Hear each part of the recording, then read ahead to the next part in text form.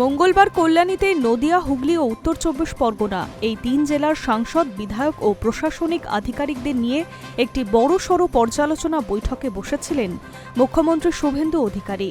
সেই বৈঠকে ছিলেন বারাসতের বিদ্রোহী সাংসদ কাকুলি ঘোষ দস্তিদার। আর একদিন পরেই অর্থাৎ বুধবার সমস্ত পদ ছাড়লেন তিনি। ইতিমধ্যেই তৃণমূল কংগ্রেসের রাজ্য সভাপতি সুব্রত বক্সিকে চিঠি পাঠিয়েছেন তিনি।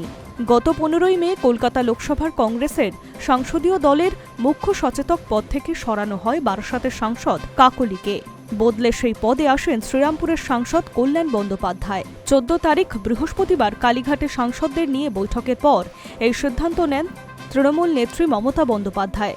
আর তার পরদিনই সমাজ মাধ্যমে ইঙ্গিতপূর্ণ পোস্ট করে নিজের অভিমান প্রকাশ করেন মমতার দীর্ঘদিনের সৈনিক।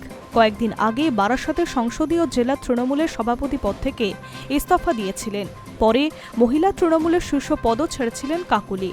এর মাঝেই মঙ্গলবার মুখ্যমন্ত্রী শুভেন্দু অধিকারীর প্রশাসনিক বৈঠকে গিয়েছিলেন তিনি। বারাসতের সাংসদ কাকুলি ঘোষ দস্তিদার ছাড়াও আরও 6 জন তৃণমূল বিধায়ক বৈঠকে যোগ দেন। তাদের মধ্যে ছিলেন দেগঙ্গা সদ্য নির্বাচিত তৃণমূল বিধায়ক আনিসুর রহমান বিদেশ, স্বরূপনগরের বীণা মণ্ডল, হারোয়ার আন্দুল মতিন, বাদুরিয়ার বুরহানুল, মিনাখার উষারানী মণ্ডল, বসিরহাটের সুরজিৎ মিত্র বাদলকে নিয়ে মোট 6 জন। মুখ্যমন্ত্রী দাবি করেন বৈঠকে এসে তার কাছে নিজের পুরনো ক্ষোভ উগরে দেন কাকুলি।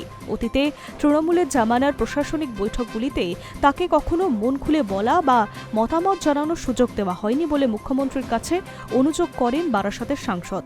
কল্যাণীতে বলার সুযোগ পেয়ে তিনি অত্যন্ত খুশি হয়েছেন এবং বৈঠক শেষে স্বতঃস্ফূর্তভাবে তার সঙ্গে হাত মিলিয়েছেন বলে সাংবাদিক বৈঠকে দাবি করেন মুখ্যমন্ত্রী। কাকুলির সঙ্গে মমতা বন্দ্যোপাধ্যায়ের রাজনৈতিক সম্পর্ক 1976 সাল থেকে। সে সময় ছাত্র রাজনীতি করতেন দুজনেই। মমতা ছিলেন যোগমায়া দেবী কলেজের ছাত্র এবং ছাত্র পরিষদের নেত্রী।